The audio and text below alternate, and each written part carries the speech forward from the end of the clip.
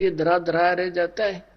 मालिक ने जो देना है वो अवश्य देगा, कर्म अवश्य करना पड़ेगा। कर्म करो, कर्म के बिना तो ये शरीर व्यर्थ हो जाएगा। क्योंकि इस बॉडी का जो कंस्ट्रक्शन है, इस परमात्मा ने यह बॉडी बनाई इसलिए शरीर मनुष्य का कि इस पर मेहनत जरूर करनी चाहिए, नहीं तो ये व्यर्थ हो जाएगा, ये तो कंडम हो जाएगा, बेकार है तो माटी का पुतला। तो इसलिए मालिक ने इसको ऐसा बनाया, कोई ना कोई प्रयत्न क्रिया कर्म करते ही रहो, इसमें रोग भी कम होंगे उससे। तो उसके लिए अपना काम करना है। काम भी बहुत होता है, जैसे पेट के लिए कुछ तो करना ही है, तो लेकिन इतना करे जो भक्ति में बाधक ना हो, और ये याद रहे कि ये मेरा नहीं है, चलने की तैयारी रखे। तो इस प्रकार फिर हम ये व्यर्थ के जो प्रयत्न करते हैं, समय व्यर्थ करते हैं, उसको भक्ति और परमात्मा के गुणगान में करेंगे। और हमने इसमें सबसे ज्यादा गलती क्या कर रखी है, अपनी परंपराएं बढ़ा दी। जैसे लड़की का विवाह या लड़के का विवाह करते, इसमें हम ड्रामा करते हैं, विवाह नहीं करते, सांग करते हैं, डीजे लाते हैं, नाच करते हैं, दारू पीते हैं। कोई बात है या? बच्चों का विवाह तो भगवान ने कर रखा होता है, हम तो बकवाद करते बेमतलब की। एक व्यक्ति अपनी लड़की के लिए लड़का खोजने के लिए 4-4 साल लगा रहता है, नहीं होता संयोग, और परमात्मा चाहता 2 मिनट में कर देता है। तो फिर हमारे सारे काम भगवान से होंगे, और उसके हाथ में संस्कार जोड़ने और तोड़ने। तो हम अब भगवान के बच्चे हो गए, उसने हमारी भी चिंता और हमारे बच्चों की भी चिंता, तो सारे काम आप होंगे। इस प्रकार हमने ये ब्याह के अंदर बिल्कुल खर्च नहीं करना, ये कोई नियम प्रतिबंध ना मानना। प्रतिबंध तो उनके लिए, बच्चों के लिए जो अभी अबोध है, फिर ज्ञान से अपने आप हो जाएगा। बेटी को भी ये विश्वास होना चाहिए कि मैं जहां रहूंगी भगवान मेरे साथ रहेगा, और जो मुझे भाग्य में है वही मिलेगा। यदि मैं पीछे से लेने की आस रखूंगी तो भगवान का हाथ उठा रहेगा कि तू उधर से ले ले। तो अब एक पिता अपनी पुत्री को कितना दे सकता है? क्या आजीवन का खर्चा दे सकता है? वो सपने में नहीं दे सकता, पुत्र का नहीं दे सकता, बेटी तो बहुत दूर की बात है। तो अपनी बेटी को ये विश्वास दृढ़ करे, ये ज्ञान समझावे कि बेटा भगवान साथ है तो सब कुछ साथ है तेरे, कोई काम नहीं रहेगा, किसी चीज की अभाव नहीं रहेगा, ये सत्कर्म मान ले। और फिर ये ऋण, एक दूसरे का ऋण मुद्दता हम किसी से लेते हैं तो उसका संस्कार हमारे साथ आ गया, फिर उसको देने के लिए फिर वापस यहां मरना पड़ेगा, खपना पड़ेगा। अब कोई रिश्वत लेता है, अब बालक है वो अनजान, उसको पता नहीं तू क्या जुल्म करने जा रहा, कितना अपने वजन सिर पे रख लिया। आज की रिश्वत लेता है, 10,000 20,000 ले ली और खा पी फुर कर दिया, और वो पाप न्यू का न्यू रह गया, उसका देन कर्जा न्यू का न्यू। अगले जन्म में मंडी में बैल बनेगा और उसमें रेड़ी में जोड़ा जाएगा, और इतना ऊंचा लाद का उसके ऊपर बोरे, और वो जिसके 20,000 ले रहा था वो 1 लाख बन जाएंगे इतने, और उसके ऊपर खुद बैठेगा और नीचा लगा तो बैल के लठ मारेगा। वो अधिकारी वहां बैल बनकर पूरे कर रहा होगा। ये सत्कर्म मान लेना, ये विधान है भगवान का। जिस दिन हम इतने सियाने हो जाएंगे, ये विश्वास हो जाएगा कि सचमुच ऐसा है, तो फिर हम इस विष को नहीं खाएंगे। ऐसा हम गलती नहीं कर सकते। परमात्मा कहते हैं तुमने उस दरगाह का मैल नहीं देखा, और धर्मराज के तिल तिल का लेखा। एक एक पाई का हिसाब है वहां पर, एक एक नए पैसे का हिसाब भगवान के दरबार में। इस बात से परिचित बच्चा फिर कभी इस पंगे में पांदे को ना, इस लफड़े में नहीं पड़ेगा, और उसको डर लगेगा। और फिर कि देखो कितना प्यार बढ़ेगा। इब जैसे त्योहार आते हैं, कोई बात हुई, वो व्यर्थ के खर्चे जो गले इतने तले जाने पड़ेंगे, सूट लड़की के, तीज आएगी और उसमें फिर मिठाई आइटम से बना करके इतने तो पहुंचाने पड़ेंगे। वो इधर भाग रहा है, वो इधर भाग रहा है। 100 रुपये का घ्योर, मेरे ख्याल में 200 रुपये का खर्चा किराए का, और वो कपड़े भी मतलब कि वो काम आवे नहीं। तो इस तरह की जो हमने ये परंपराएं बना रखी हैं, ये खत्म करनी पड़ेंगी। लड़की के फिर भात आता है, भात के अंदर जिस बेटी के भाई नहीं है, जिस बहन के, अब वो कमरों में बड़बड़ होती है, और बात के सांग होया बताइयो कोई तो कोई आइए। एक ब्याह घर क्या का शुरू हो जाता है, एक बेटी का छोरी का बड़का का हो रहा है, एक घरवाला का शुरू हो गया, बात खातिरदारी करेंगे, 3-4 भाई हैं तो इतने दे तो इतने दे, इकट्ठे करो फिर हो जाएंगे, कोई बात है यार। तो इस तरह की जो परंपराएं हैं ये हमारी भक्ति बाधक है, और जिन ने ये नाम लेना है भक्ति करनी उनके लिए ये कंपलसरी है, बाकी समाज कुछ करो उसके लिए हमने कोई लेना देना नहीं। फिर जैसे ये त्योहार आते हैं रक्षाबंधन का, अब देख हम कहां पहुंच गए, रक्षा कौन करेगा, भगवान करेगा रक्षा, तो रक्षाबंधन हमने भगवान का करना चाहिए ताकि हमारी रक्षा करे।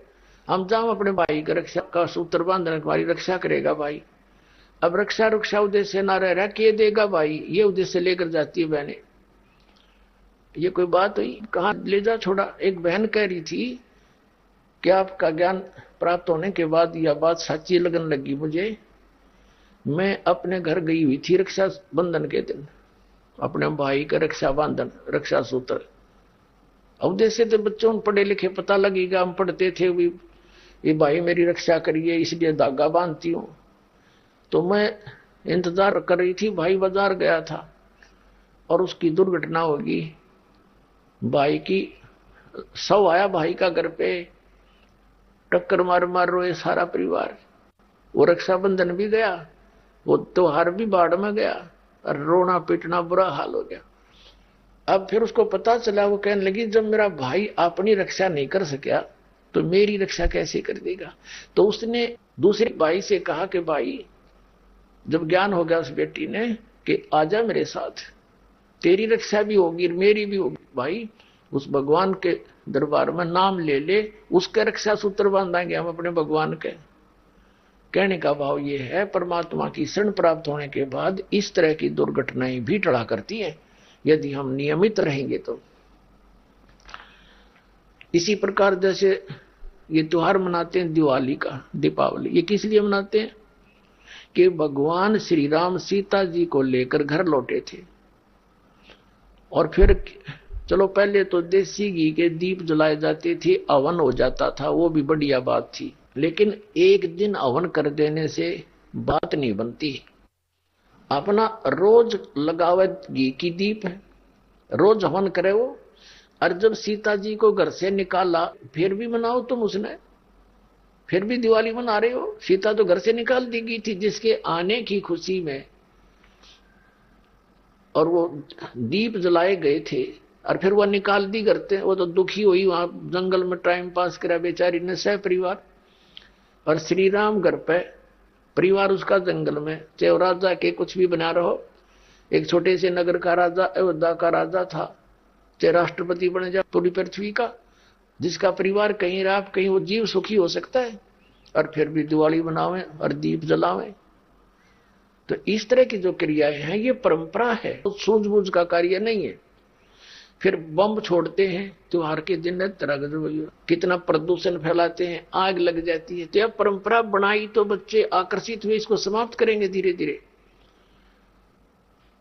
और क्या की खुशी, एक भगत कह रहा था, बोला जी नाम लेने के बाद ज्ञान हुआ हमें, और पहली बार त्योहार मनाया हमने अपना, हमने 10 वर्ष हो गए ना दिवाली मना ली, ना तीज त्योहार मनाए, और ना होली मनाई। कारण क्या रहा कि हमारा परिवार है, 5-6 भाई हैं मेरे दादा, उसमें किसी का कोई मृत्यु हो जाती है, कभी हमारे घर में हो जाती है।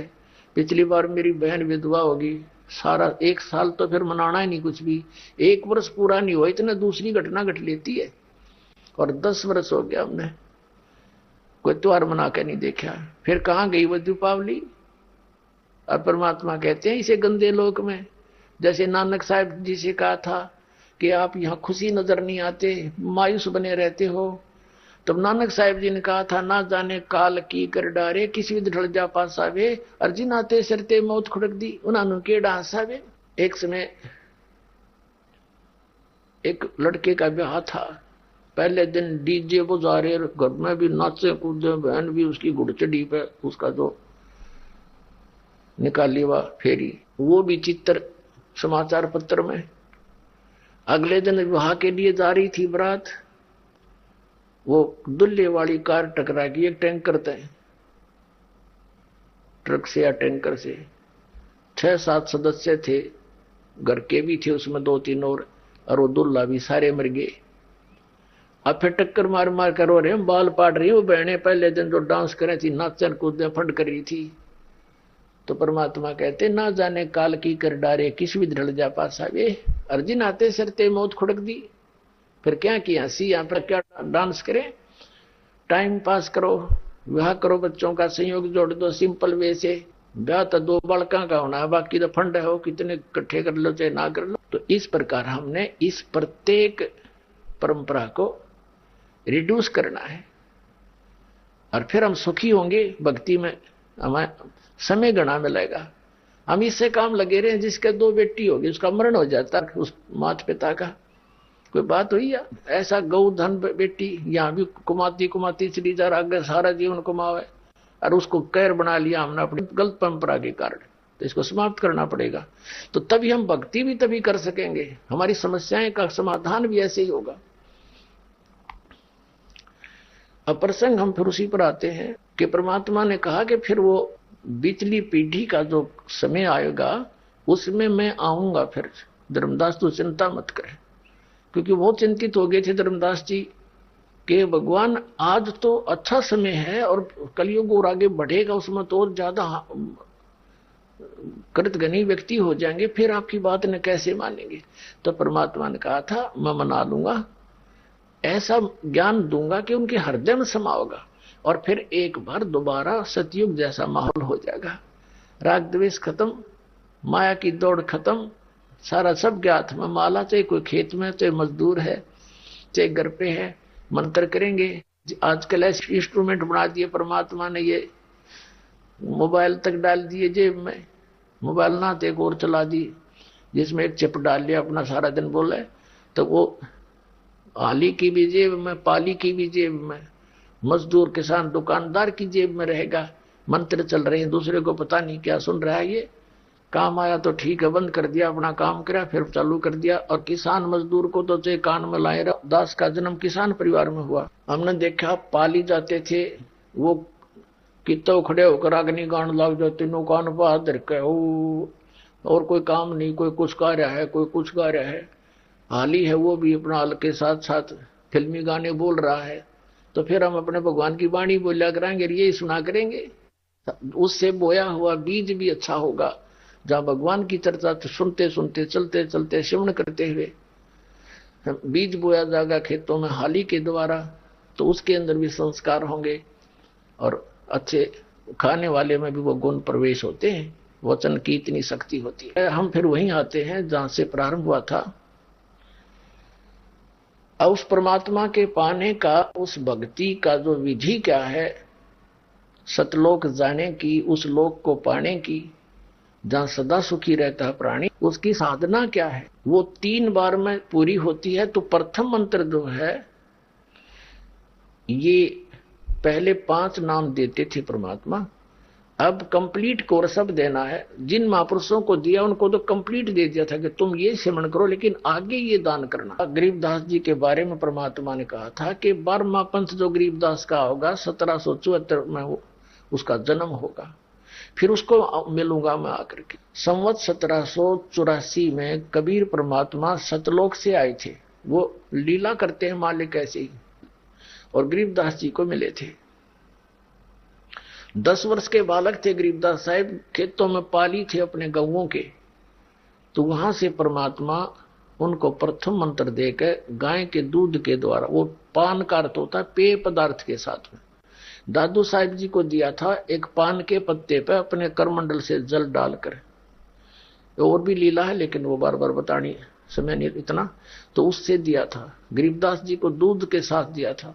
तो अब वो जो परवाना प्रथम है, वो पान परवाना यानी पेय पदार्थ के साथ दिया गया भक्ति का मंत्र, वो पान परवाना कहलाता है। दास आपको जो देता वचनामृत, वचन से उसको बना दिया जाता अमृत, और साथ में मिश्री, ये आपका और प्रथम मंत्र दिया जाता। अब ये 7 मंत्र का देना है। ये 7 मंत्र का क्यों देना है, अब ये कहां प्रमाण है, ये सूक्ष्म वेद के अंदर है। और वो सूक्ष्म वेद परमात्मा ने दोबारा वाणी गरीबदास जी के माध्यम से क्यों उजागर करवाई, क्योंकि उनको मालूम था कि ये काल के दूत कबीर पंथ में कबीर पंथी कवा के उसमें फेरबदल कर देंगे। तो कबीर सागर में बहुत सारा इन्होंने कुछ परिवर्तन करने की चेष्टा की है, जिसने जो अनुकूल लगा वैसे ही फेरबदल कर दिया। तो उसकी पूर्ति कबीर परमेश्वर जी ने, परम अक्षर ब्रह्म ने, आदरणीय गरीबदास साहिब जी, गांव छुड़ानी, जिला झज्जर, हरियाणा वाले के द्वारा कराई है। तो उसमें ब्रह्म वेदी के अंदर गरीबदास जी ने अपने ग्रंथ साहिब में, जो कि एक गोपाल दास नाम के दादूपंथी संत ने लिखा था और आदरणीय गरीबदास साहिब जी ने बोला था, तो उसमें कंप्लीट लिख रखा है। ये पूरे 7 मंत्र लिखे और पूरा जो है गरीबदास का जो पंथ है इस मंत्र को कभी प्रयोग नहीं करता। वो क्या नाम देते, क्योंकि दास का निकास उस गरीबदास पंथ से ही है। मेरे गुरुदेव को छोड़कर इन मंत्रों को कोई गरीबदास पंथ में नहीं देता था। अब चाहे इस दास की सुनकर कोई देने लग गया हो तो वो अधिकारी नहीं है, क्योंकि परमात्मा ने एक ही परंपरा लानी थी, लिंक जोड़ के यहां तक इस दास तक। तो मेरे जो गुरु जी के जो गुरु भाई थे उससे भी दास मिला था। वो बहुत वृद्ध हो रहे थे। गोपालपुर गांव है खरखोदा के पास, जिला सोनीपत, हरियाणा में। उस गोपालपुर गांव में गया था दास, तो वहां एक बहुत बुजुर्ग से थे। पता लगा था मैं ये हमारे गुरु जी के गुरु भाई है। उनसे बातचीत हुई, उनसे पूछा आप क्या मंत्र देते हो। वो कहते हैं, उनके शिष्य बैठे थे, उनसे पूछा कि ये देते हैं ओम भगवते वासुदेव नमः, और कीर्तन करते हैं, ज्यादातर वाणी बोलकर कीर्तन करते हैं। ठीक है। फिर पूछा कि दूसरा एक मंत्र और भी देते हैं, वो केवल साधु संतों को देते हैं, जो जिनको वो संत बना देते हैं, कपड़े दे देते हैं लाल। वो क्या मंत्र देते हैं? सोहम मंत्र देते हैं। बस 100 बार हम अंदर 2 भाग करके जाप करना होता है। फिर ये दास गरीबदास पंथ के सभी आश्रमों में लगभग गया, तो वहां भी संतों से डिस्कस की, तो उन्होंने यही बताया कि जो संत बन जाते हैं उनको देते हैं सोहम मंत्र, 100 बार हम अंदर, ऐसे जाप करना। और गृहस्थियों को देते हैं हम ये ओम भगवते वासुदेव।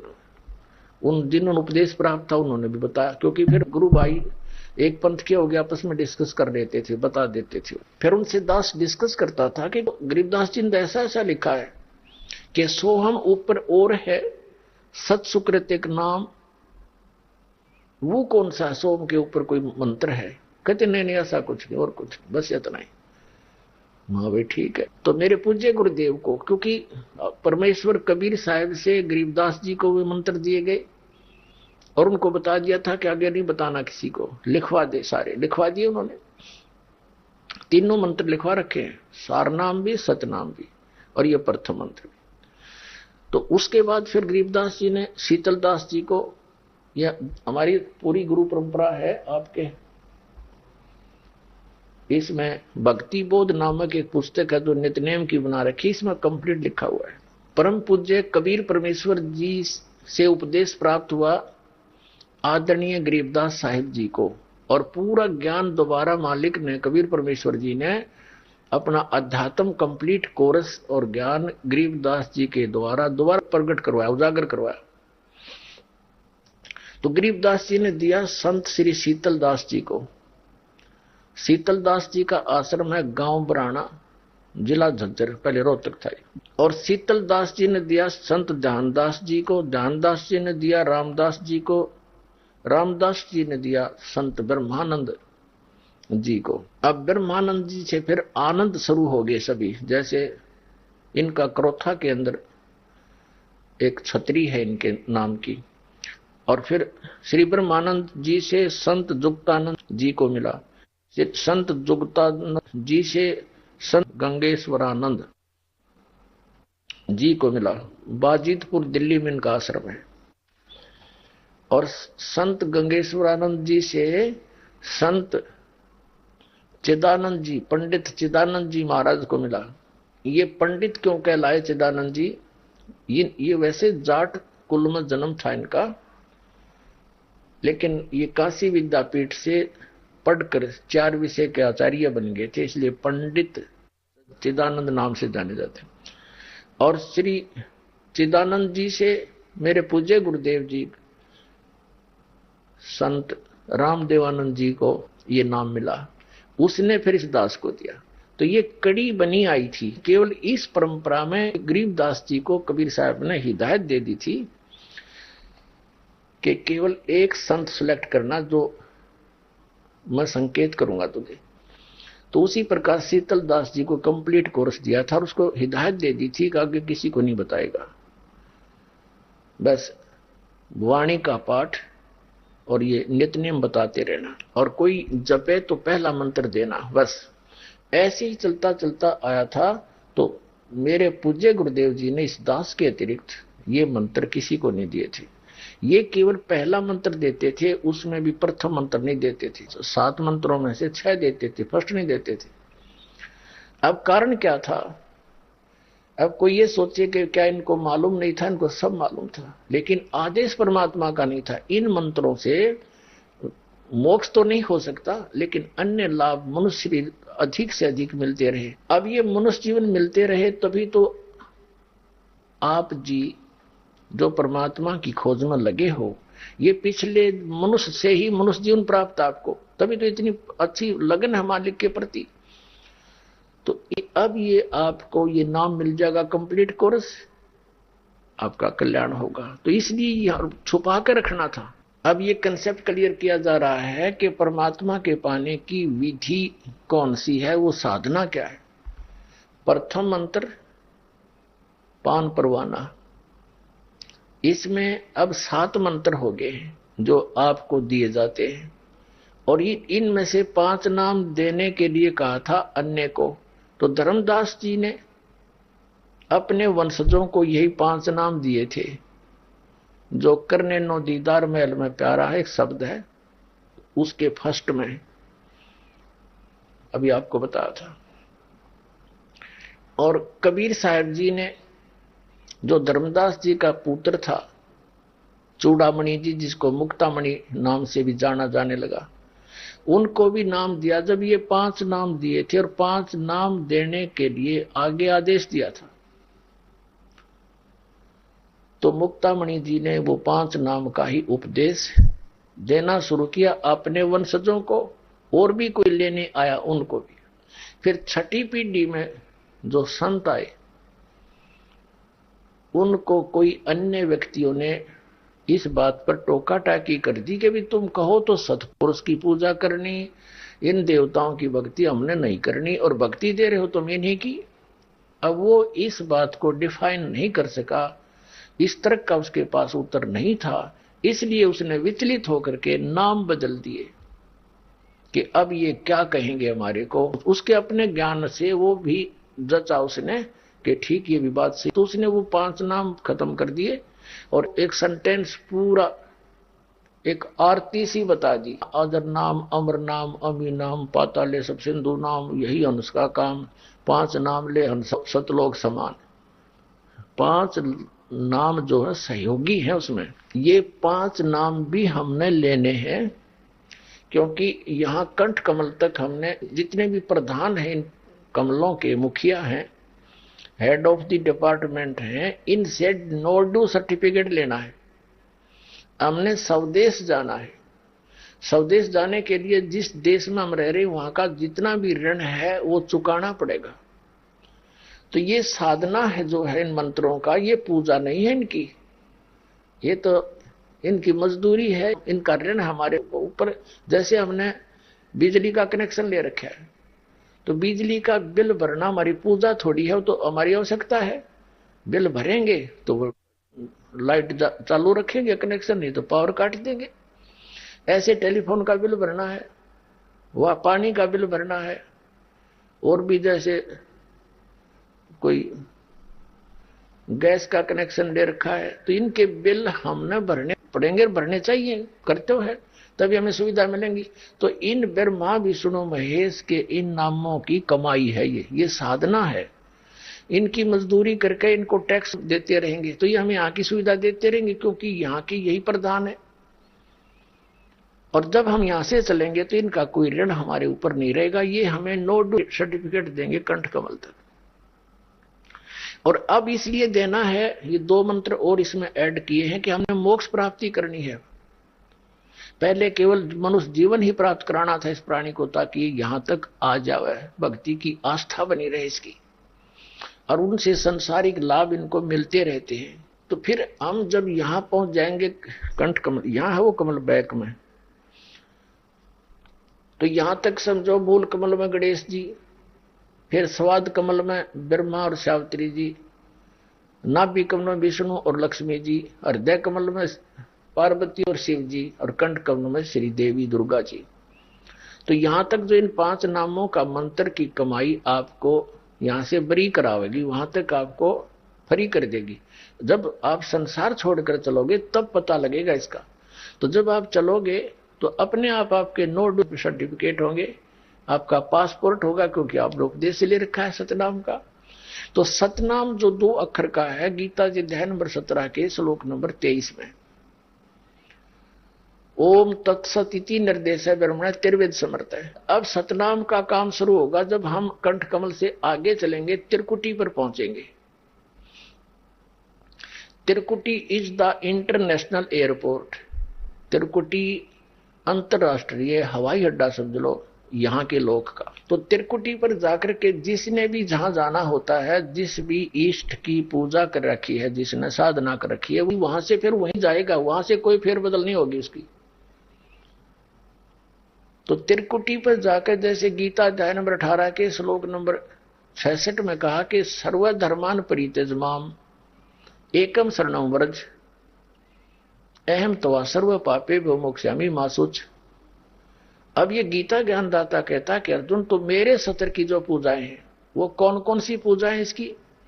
एक तो ओम नाम की, एक 5 यज्ञ करते हैं हम। एक यज्ञ है धर्म की, जैसे यहाँ भंडारे चलते हैं, आप दान करते हो, उसका सब बहन भाइयों को भंडारा किया जाता है। दुखी प्राणी आते हैं, भगवान की अच्छी आत्मा यहाँ आती है, तो इनको खिलाया हुआ अन्न दान भोजन बहुत लाभ देता है। वैसे तो भोजन राह चलते व्यक्ति को कोई भी द्वार पा जा, चाय पानी भोजन दूध अवश्य कोशिश करे पिलाने खिलाने की, उससे भी पुण्य होता है। लेकिन ये अलग पुण्य है। जैसे एक तो पशु पालते हम, एक तो गाय है बगैर दूध वाली, वो भी कोई बुरी नहीं है, तो और एक दूध वाली, तो दूध वाली को हम अलग से आहार देते हैं। तो उसको आहार जो देते हैं वो बेनिफिट देती है, दूध देती है, और आहार हम दूसरी को भी खिलाते हैं, वो कुछ नहीं दे पाती। तो इस प्रकार हमने ये समझ लो कि जो संत भक्तों को खिलाया जाता है तो उसका प्रतिफल मिलता है शीघ्र, ऐसा समझो। तो ये धर्म यज्ञ है। अब लाभ तो उनसे भी होता है जो आम प्राणी को हम भोजन कराते हैं, आने वाले को, वो भी बहुत पुण्य है। भूखा भोजन देते हैं, पहुंचेंगे भगवान, उसका भी पुण्य है। तो कहने का भाव यह है कि एक तो धर्म यज्ञ, ये भंडारे करते हम अपने यहाँ विधिवत, गुरु बिन माला फेरते, गुरु बिन देते दान, गुरु बिन दोनों निष्फल है, चाहे पूछो वेद पुराण। तो इसमें सबसे पहला गुरु होना चाहिए, सतगुरु कहो चाहे गुरु कहो।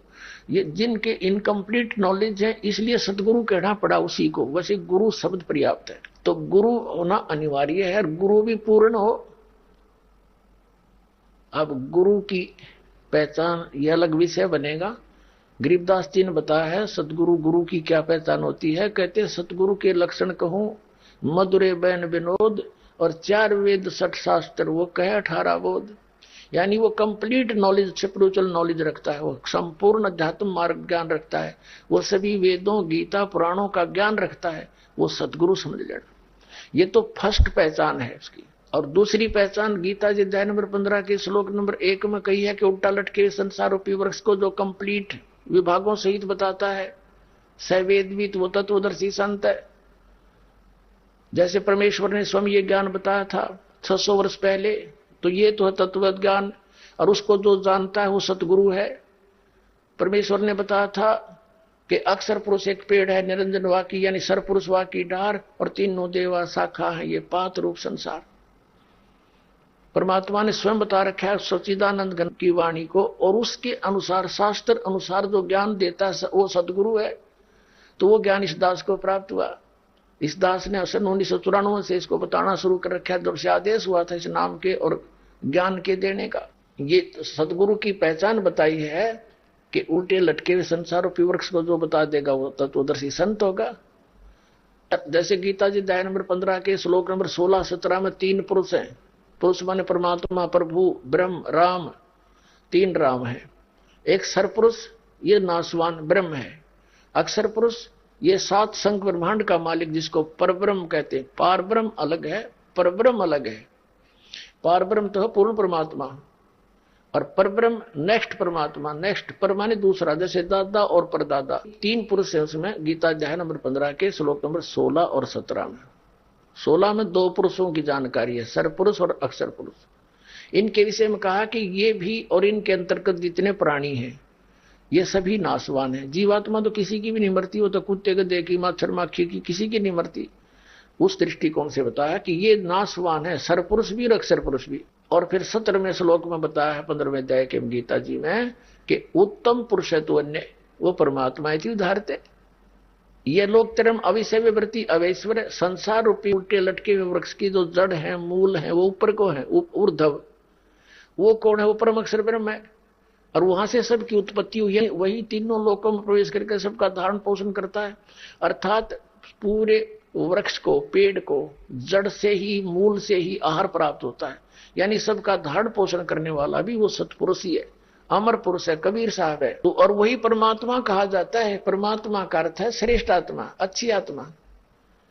अब यहाँ क्या हाल हो रहा है हमारा, तो यहाँ का मालिक अच्छा हो सकता है? किसी की आंख फूट गई, कोई अंधा फिरा, किसी कैंसर हो रही, बेटा मर गया, किसी को कोई कष्ट है, किसी का कोई हाल कैंसर से दुखी है, कभी फ्लड आ गया तो पूरे के पूरा क्षेत्र मर जाओ मर जाओ, अकाल पड़ गया मारो टक्कर, एक्सीडेंट हो गए सारे मर जाओ मर जाओ। तो ये परमात्मा का क्षेत्र है। ये तो काल कसाई का क्षेत्र बताया परमात्मा ने। तो कहते हैं कि वो है परमात्मा, श्रेष्ठ आत्मा, जो कभी दुख नहीं देता, केवल सुख सुख देता है। और वही तीनों लोकों प्रवेश करके सबका धारण पोषण करता है। अब जो प्रसंग चल रहा है कि उस प्रथम सत्र का जो दीक्षा मंत्र दिया जाता है फर्स्ट टाइम, उसके पश्चात हमें सतनाम की आवश्यकता पड़ेगी। सत्रकुटी पर सतनाम 2 अक्षर के मंत्र के नाम की कमाई काम करेगी। एक पहला संत हमने देखा है जो न्यू कहे है नाम की कमाई नहीं करनी चाहिए, और वो यहां तक कहता है कि जो ये कहता है ना नाम की कमाई कर, तू कुछ कर, दान कर, यज्ञ कर, धर्म कर, कहते वो पाखंडी है। देखा कल मारी जा रही नालायक आदमी की। मतलब ऐसे व्यक्तियों को हम संत कह सकते हैं? बट्ठा बठान लग रहा है, नास्तिक बनावे, नुका गुरु पार कर देगा बस। एक धू धू के शब्द है, धू धू एक शब्द है, फिर अब कहा जाता ना सुना जाता। फिर तूने कहां से सुन लिया? हो ना वो कहने का, ना सुनने का, ना वो बोलने का, तो आपने कैसे प्राप्त हुआ? मारे सट्टे। तो ऐसे लोगों ने ये बट्ठा बैठा दिया भक्ति मार्ग का। अन्यों का है इस पूरे ब्रह्मांड में, इस ब्रह्मांड में मेरे पास जो वस्तु है किसी के पास नहीं। नाशकरण की वस्तु है तेरे पास, जीवन की, बट्ठा बठान की, और इसी की जरूरत बिना किसी ने तेरे पास बनी रहे। वो अपने आत्माओं, सभी जितने भी संत हैं और श्रद्धालु हैं ये पुण्य आत्मा है। अब बिना ज्ञान के डले ढोरे हैं। अब परमात्मा ने इस दास को भेजा है। अगर ये भगत है और संत है, संत का अर्थ क्या है? क्या वो खुदा बन गया? वो भी तो परमात्मा के पाने की ही के प्रयत्न में है। अगर भगवान नहीं मिला तो ये कहते हैं उस साहिब के दरबार में उल्टे लटके ये संत और महंत गधा बना फिरेगा, फिर कहां जाएगी? या फिर इसकी जो आज बना बैठा है ये प्रभु। अब दास तो आपको बता रहा है कि 5 यज्ञ करनी होती है। यज्ञों का जो चल रहा था, 5 यज्ञ है। एक यज्ञ धर्म की, दूसरी यज्ञ ध्यान। अब ध्यान ये हठ योग नहीं है। जैसे किसी का कोई टेंशन हो जाती है किसी बात की, तो रह रहकर उसका दिमाग वहीं रहता, माइंड बात करता है, 2 सेकंड के बाद फिर अकेला हुआ ना, और वहीं ध्यान वो उसी पर रहता। तो ऐसे इस मंत्र के ऊपर परमात्मा की महिमा पर ध्यान रहे, उसके गुणगान, उसकी याद बनी रहे। This is meditation. ये सहज ध्यान है कि संसारिक बातों में कम और मालिक पर ज्यादा आपकी सुरती टिकी रहे। That is meditation. संतों का ये सहज ध्यान है, सहज मार्ग है। जैसे आप यहाँ सत्संग में आते हो तो यहाँ आपका ध्यान मालिक में रहता है। ये ध्यान यज्ञ हो रही है। एक यज्ञ धर्म की, दूसरी यज्ञ ध्यान, तीसरी यज्ञ हवन की या देसी घी की जोत जलाई जाती है और सबको सलाह दी जाती है घर घर में अपना जोत जगाओ। पहले हमारे पूर्वज सभी यही किया करते थे। इन नास्तिकों ने यह भी बंद करा दिया, ये धन धन सदगुरु जय गुरुदेव वाले और राधा स्वामी वाले और ये इस तरह के जम्मू वाले, इन्हें सब बंद करवा दिए। कुछ नहीं करना, दान नहीं करना, यज्ञ नहीं करना है। वो भी जो थोड़ा बहुत रहा थी हवन यज्ञ की मिलनी थी वह भी बंद करवा दी। और ज्ञान इनका कक्ष है नहीं, ज्ञान यज्ञ हुआ करे सत्संग से, और सत्संग कहते हैं सच्चे ज्ञान को। इनका ज्ञान निराडंगा। सतलोक में क्या बताते हैं, बोला निराकार भगवान है। एक चतुरता दिखा के बोला प्रकाश उत्पन्न किया परमात्मा ने एक शब्द है, फिर उसमें खुद समा गया जैसे पानी में चीनी हो गया, एक रस लोथड़ा बन गया उदय प्रकाश का। फिर चेतन हो गया, उसको ऊपर फेंक दिया, भगवान आप पे चटक दिया, वो बूंद सी बन गई, बिंदु बन गए, वह बन गई आत्मा। और उस प्रकाश में ऐसे फिरती है, आनंद लेती है, टट्टू आनंद लेती है। भगवान वह है नहीं, फिर उस समुद्र में धक्के खाओ मछलियां। जबकि वास्तविकता क्या है, धर्मदास साहिब जी को परमात्मा परम पूज्य कबीर साहब लेकर गए सतलोक में, सारी व्यवस्था दिखाई, वहां पे छोड़ा, उसने सच्ची बताई, भाई भगवान आप ही हो। वहां भी देखा मालिक को उसी साकार रूप में, नीचे भी देखा, वहां सब हंस देखे, उनकी आकृति सब कुछ वर्णन कर रखा उन्होंने, क्या रूप है कैसे है। वहां फल फ्रूट है, स्त्री पुरुष का भी वहां पर एक ऐसा जोन है जहां पर स्त्री पुरुष रूप में